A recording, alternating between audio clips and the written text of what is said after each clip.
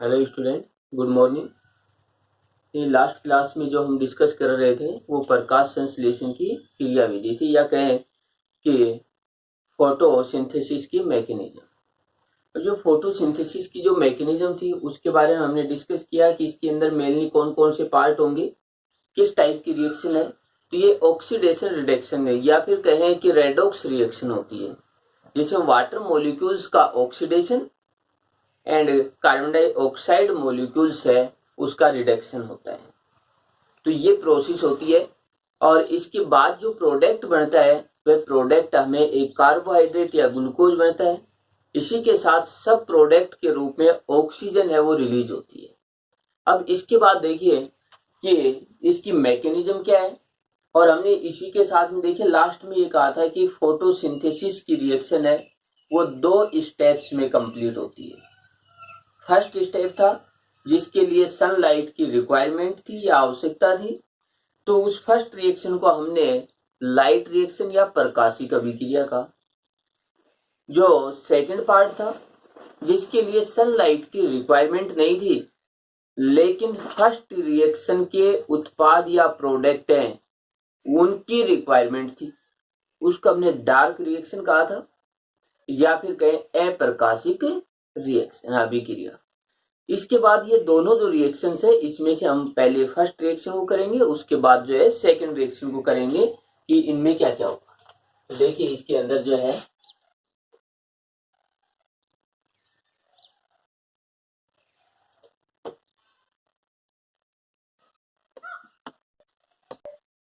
ये फर्स्ट जो पार्ट है प्रकाशिक अभिक्रिया, हिल रिएक्शन या लाइट रिएक्शन, ये तो है फर्स्ट पार्ट। सेकंड पार्ट है अप्रकाशिक अभिक्रिया, डार्क रिएक्शन या ब्लैक मैन रिएक्शन। देखिए इसी का एक नाम और भी है black man, black man reaction, ये पार्ट। तो इस पार्ट को तो हम बाद में करेंगे, पहले हम ये पार्ट। अब देखिए मैंने पहले बताया था, एक बार फिर से मैं रिपीट कर रहा हूं कि जब भी फोटोसिंथेसिस की मैकेनिज्म होगी उसमें सबसे फर्स्ट ये प्रकाशिक रिएक्शन होगी।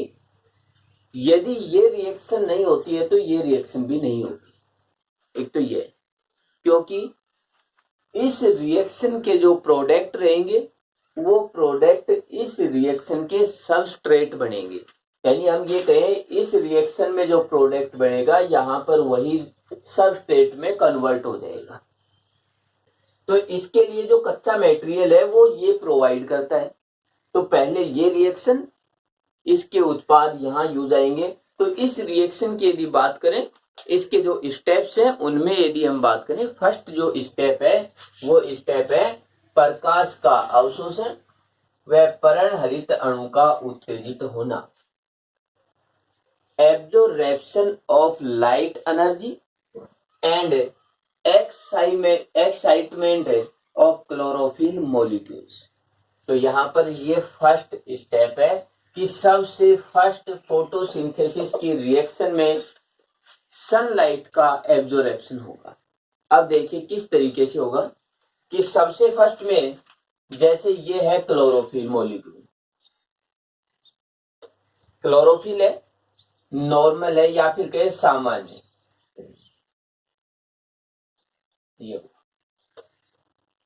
ये लाइट का एब्जॉर्प्शन करता है। लाइट का जो एब्जॉर्प्शन होता है वो फोटोन या क्वांटा के रूप में होता है।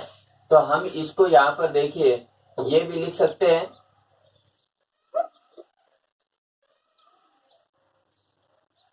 फोटोन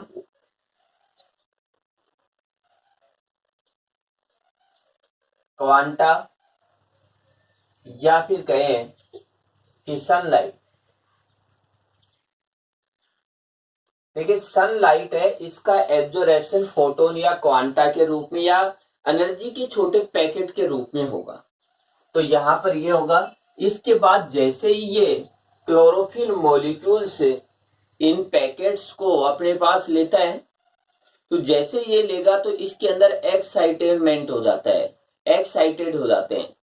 देखिए हम ये सीधा ये कहें कि जैसे कोई भी पार्ट है, जैसे एक लोहे के टुकड़े की बात करें जो आयरन का एक छोटा सा टुकड़ा है, जब हम उसको एनर्जी देते हैं, हीट देते हैं, तो वह एनर्जी को एब्जॉर्ब करता है, अवशोषित करता है और वो रेड कलर में चेंज हो जाता है।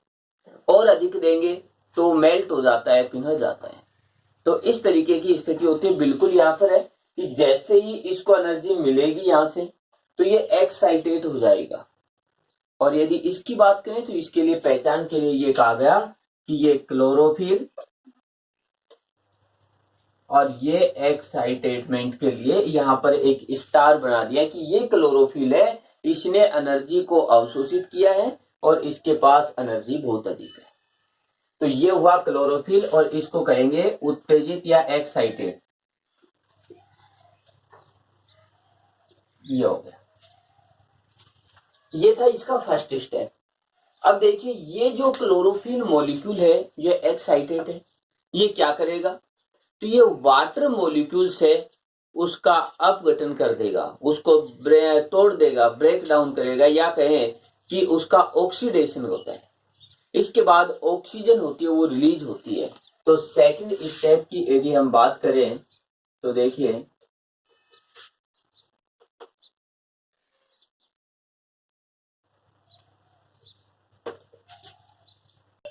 जल का प्रकाशिक अपघटन व ऑक्सीजन का निकास, photolysis of H2O molecule and evolution of oxygen. अब इस स्टेप में देखिए क्या होता है कि ये क्लोरोफिल मॉलिक्यूल और वाटर मॉलिक्यूल दोनों रिएक्शन करते हैं। यदि हम बात करें तो देखिए H2O प्लस क्लोरोफिल, ये, और वो भी एक्साइटेड या उत्तेजित, एक्साइटेड क्लोरोफिल है। यहां पर वाटर मॉलिक्यूल्स है वो 2 वाटर मॉलिक्यूल्स यूज में आते हैं। इसके बाद ये जो क्लोरोफिल मॉलिक्यूल है ये सामान्य हो जाएगा। यदि हम इसकी बात करें तो ये तो हुआ क्लोरोफिल सामान्य, और जब ये नॉर्मल क्लोरोफिल होगा तो नॉर्मल होते ही फिर से ये रिएक्शन करेगा। तो ये क्लोरोफिल तो नॉर्मल हुआ और नॉर्मल होकर के फिर से वही रिएक्शन है इसके अंदर काम में आएगा। इस तरीके फिर वही रिएक्शन करेगा। फिर इस प्रकार से क्लोरोफिल तो ये अपना फंक्शन करता रहेगा, लाइट जो है उसका एब्जॉर्प्शन करेगा और वापिस इसमें काम आएगा। अब देखिए वाटर मॉलिक्यूल्स है, तो वाटर मॉलिक्यूल्स यदि हम बात करें तो एक्चुअली में इसको डायरेक्टली जो तोड़ करके दिखा रखा है ऐसे न टूट करके एक मैकेनिज्म के अकॉर्डिंग टूटता है। तो यहाँ पर ये जो वाटर मॉलिक्यूल्स है ये वाटर मॉलिक्यूल्स टूट जाते हैं और टूट करके 4H प्लस, इसके बाद प्लस H2 जो ऑक्सीजन है प्लस 4 इलेक्ट्रॉन, इन पार्ट में टूट जाता है, 4H प्लस में टूटता है। इसके बाद हम ये कहें कि ऑक्सीजन मॉलिक्यूल्स के अंदर टूटता है और इधर से ये, और लास्ट में यदि देखते हैं तो इनसे फिर से H2O का फॉर्मेशन होगा।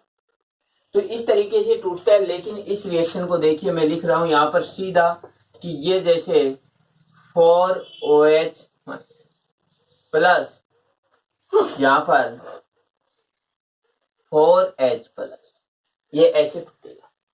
एक्चुअली में ये हम रिएक्शन देख रहे हैं कैसे टूटेगा, तो इस तरीके से हुआ।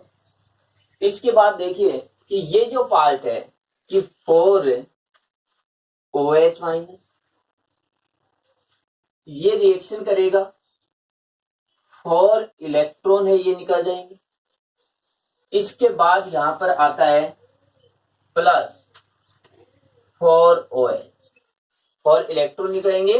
तो यहां पर देखिए क्या हो जाएगा, यानी 4OH प्लस 4 इलेक्ट्रॉन। इसमें जैसे इलेक्ट्रॉन होंगे तो OH है जिस पर कोई आवेश नहीं बचेगा। अब ये 4OH है, ये फिर रिएक्शन करते हैं और यहां पर देखिए क्या होते हैं कि 4OH रिएक्शन करके यहां पर 2H2O का फॉर्मेशन करेंगे प्लस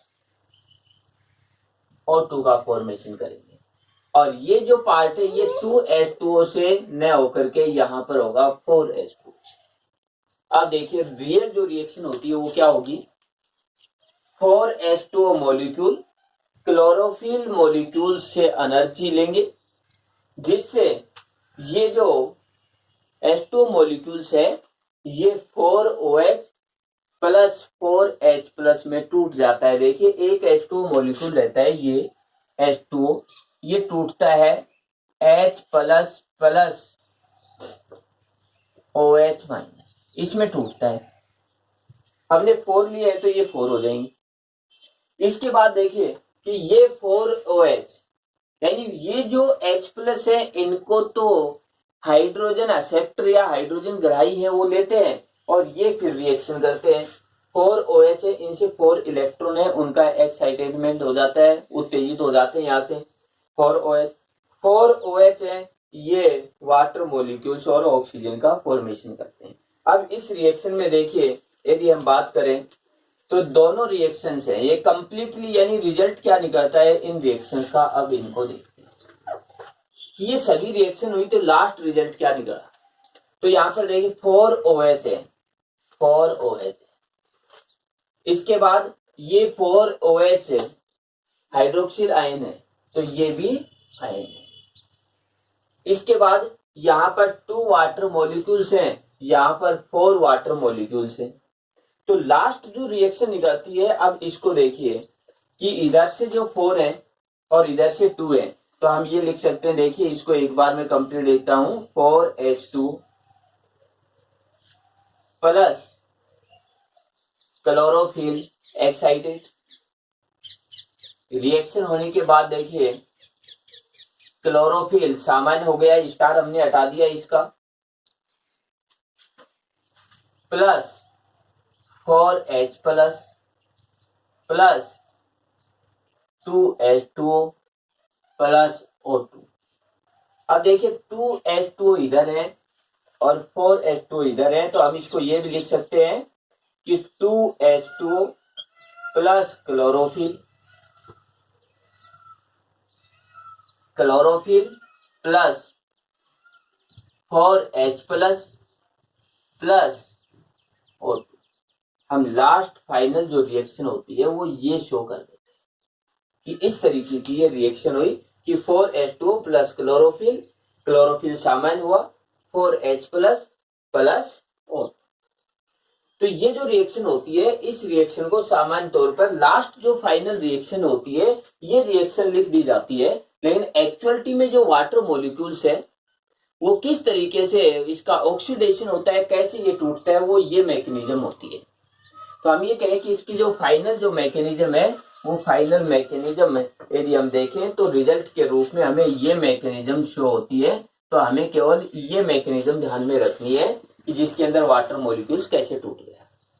अब यहाँ पर देखिए ये क्लोरोफिल मॉलिक्यूल्स मैंने क्या कहा वापिस अपने इसी कंडीशन में और काम करेंगे। इसके बाद ये H प्लस ऑक्सीजन और इधर से देखिए ये इलेक्ट्रॉन और बच गए थे कि हमने 4 इलेक्ट्रॉन और नहीं लिख पाए कि ये पार्ट हमने छोड़ दिया इसका, तो 4 इलेक्ट्रॉन है ये इस तरीके। अब इसमें से देखिए इसका हो गया। अब ये ऑक्सीजन है, इस ऑक्सीजन को प्लांट रेस्पिरेशन में यूज लेगा, अपने श्वसन की क्रिया में यूज लेगा, जैसे हम श्वसन कर रहे हैं ऐसे पादप भी करेगा। लेकिन जो एक्स्ट्रा बचती है उसको इन्वायरमेंट में फ्री कर देता है, तो ये हो जाएगी इन्वायरमेंट में फ्री।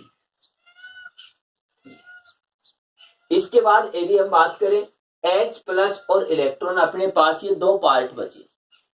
H प्लस को हाइड्रोजन ग्राही जो रहते हैं वो एक्सेप्ट करेंगे, जो हाइड्रोजन को अपने पास जोड़ लेते हैं, जैसे NADP इसको एक्सेप्ट करेगा। इलेक्ट्रॉन जो रहते हैं ये इलेक्ट्रॉन साइटोक्रोम सिस्टम में जाएंगे। देखिए साइटोक्रोम सिस्टम में जाएंगे तो साइटोक्रोम सिस्टम में जाने पर इससे बन जाएगा ATP। यानी इस पार्ट से तो हमें प्राप्त होगा एटीपी और इससे प्राप्त होंगे हाइड्रोजन ग्राही। तो इस तरीके से ये उत्पाद बनेंगे और ये उत्पाद फिर आगे जाकर के अप्रकाशिक अभिक्रिया में काम में आएंगे। तो हम पहले बात करते हैं कि ये किस तरीके से ये पार्ट बन रहे हैं, या फिर कहें कि ये H+ है, ये कहाँ जाएगा और एटीपी कैसे बनेगा। अब इसको और देखते हैं इसका पार्ट। तो थर्ड जो पार्ट है,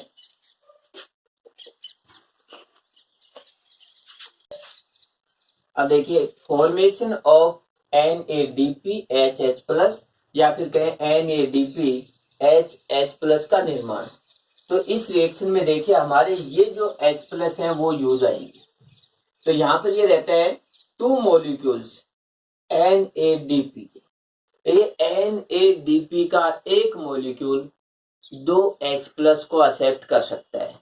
तो यहाँ पर 4 है, तो यहाँ पर ये कहें कि 2 मॉलिक्यूल्स हैं H+, ये काम में आएंगे। और इसके काम आने पर यदि हम बात करें तो देखिए कि 2 मॉलिक्यूल्स हैं, तो एक 2 को एक्सेप्ट करेगा तो 4 मॉलिक्यूल्स हो गई है। यहां पर हो जाएगा 2 NADP H+। यदि इसकी बात करें तो देखिए ये इलेक्ट्रॉन ग्रहण करेगा, इसके बाद उसे एक पार्ट यहां से H+ ग्रहण करेगा और NADP देखिए ये H इधर आ गए हैं, NADPH H+ का फॉर्मेशन हुआ। ये जो रहता है आगे जो डार्क रिएक्शन होगी उस डार्क रिएक्शन में H+ प्रोड्यूस करेगा। यानी हम बात करें कि डार्क रिएक्शन में ये H+ है उसको प्रोड्यूस करेगा। जो H+ आयन है वो प्रोड्यूस करता है, उसको कहते हैं रिड्यूसिंग जो मॉलिक्यूल्स रहता है। तो ये एक रिड्यूसिंग पावर हुई, रिड्यूसिंग पावर। तो रिड्यूसिंग पावर के रूप में इसका यूज हो जाएगा आगे अप्रकाशिक अभिक्रिया में। इसके बाद देखिए अगला जो पार्ट आ जाता है 4th नंबर पर। 4th नंबर पर हुआ कि हमने ये कहा अब हमारे पास बचे ये इलेक्ट्रॉन। देखिए ये इन्वायरमेंट में गया, ये वापस रिएक्शन कर रहा है, हमारे पास ये 2 पार्ट बचे थे। अब सेकंड बचा इलेक्ट्रॉन। इलेक्ट्रॉन जो रहता है वो साइटोक्रोम सिस्टम में जाएगा। तो यहां पर देखिए कि यदि हम बात करें कि photophosphorylation,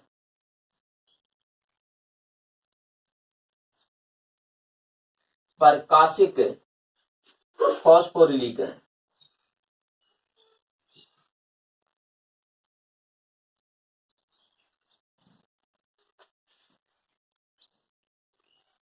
photo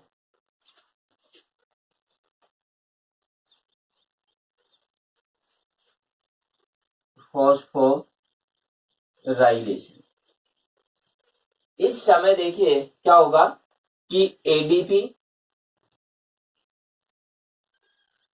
plus inorganic phosphate, जिसको देखिए यहां पर ये भी कर देते हैं, यहां पर ये भी लिख देते हैं इनऑर्गेनिक फॉस्फेट।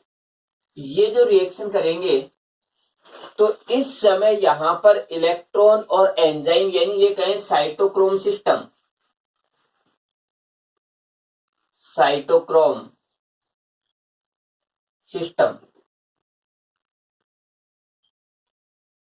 और साइटोक्रोम सिस्टम में क्या होगा कि इलेक्ट्रॉन प्लस एंजाइम ये पार्ट रहेंगे।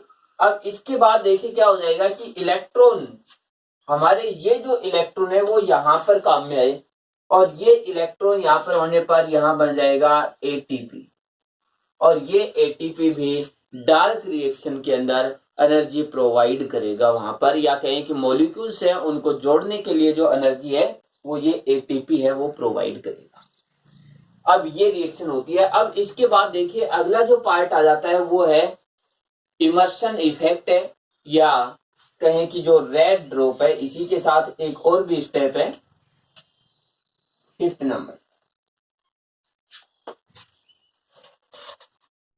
देखिए अगला स्टेप है इसका लाल पतन या इमर्शन प्रभाव, रेड ड्रॉप या इमर्शन इफेक्ट। तो देखिए हमने ये कहा था कि फोटोसिंथेसिस की रिएक्शन ये होती है।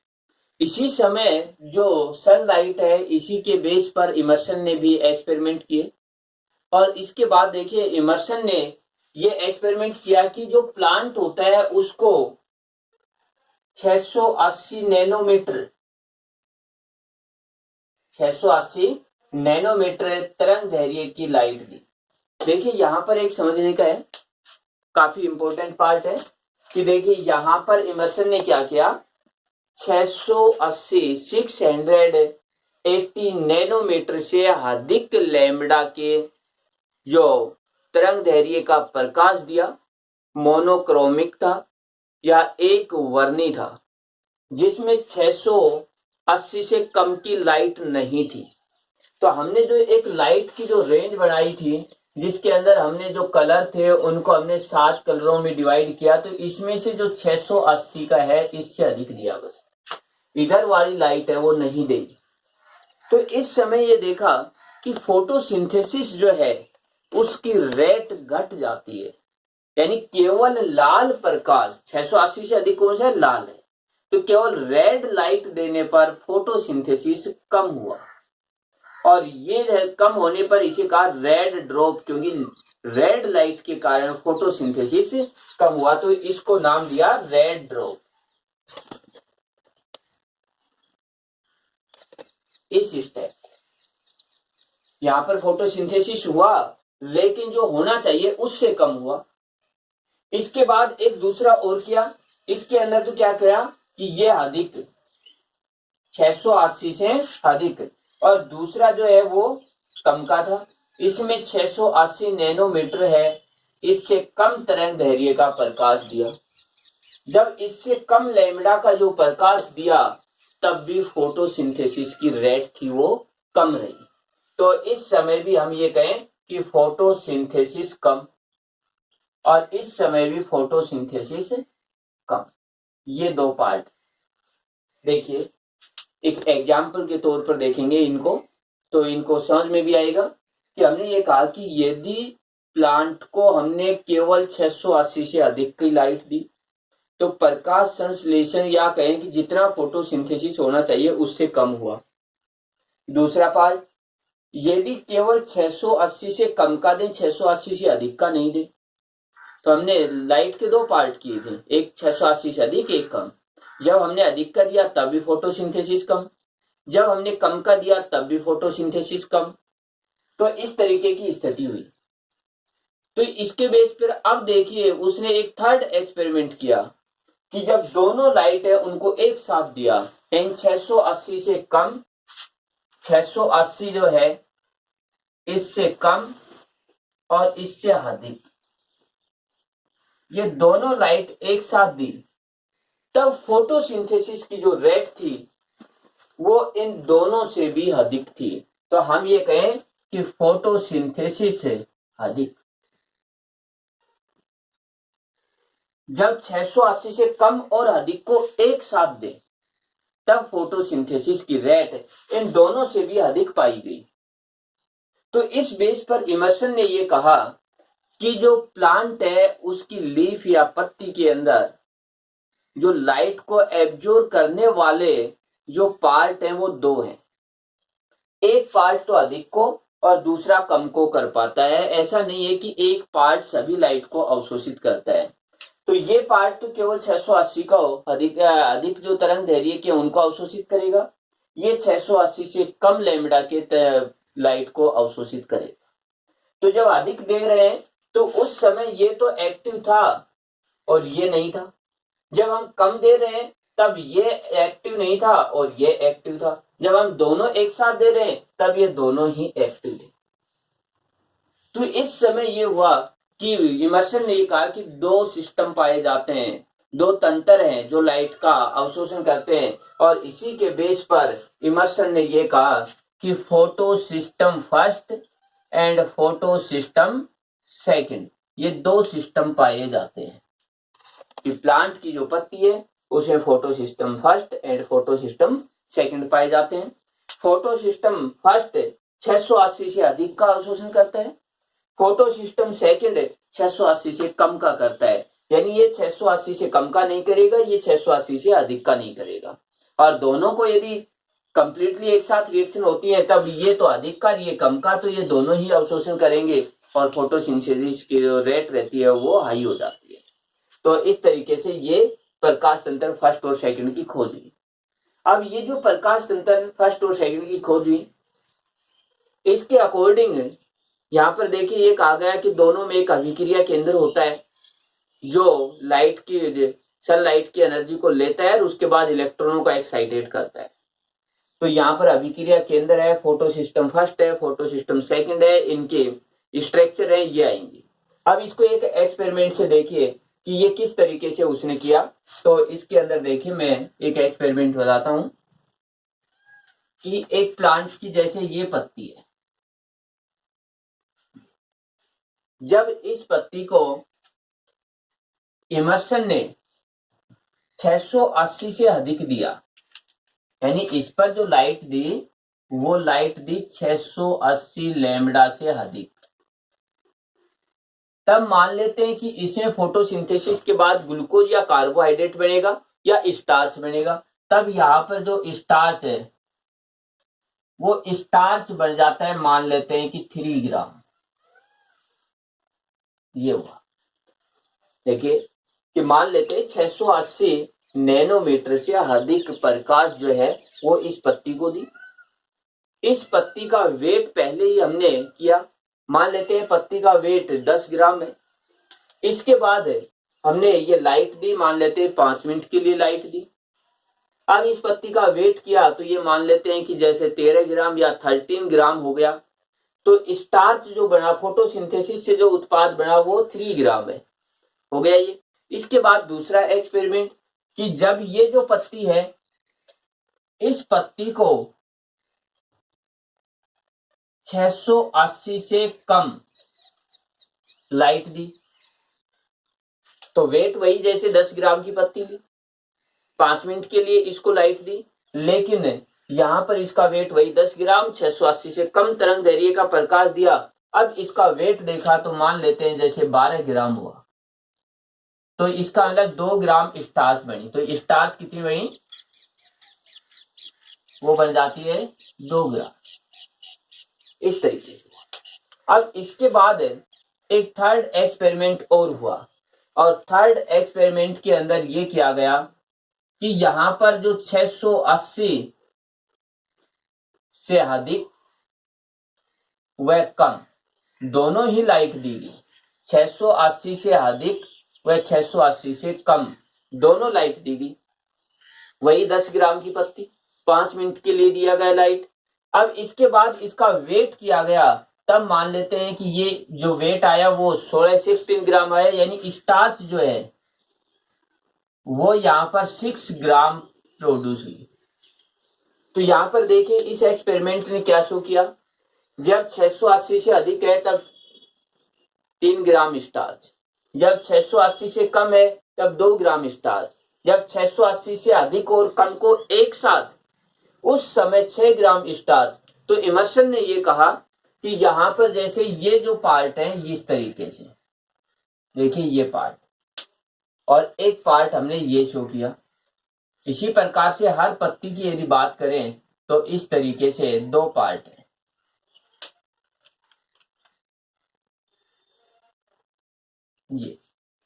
ये तो इसको अवशोषित करेगा, लेकिन कम लाइट न होने पर ये कोई रिएक्शन नहीं करेगा। इस समय ये रिएक्शन करेगा और ये नहीं करेगा, और यहां पर दोनों रिएक्शन करेंगे। तो ये कहा कि 2 पार्ट होते हैं पत्ती में, एक अधिक लाइट को अवशोषित, अधिक तरंग दैर्घ्य की लाइट को, एक कम तरंग दैर्घ्य की लाइट को अवशोषित करता है।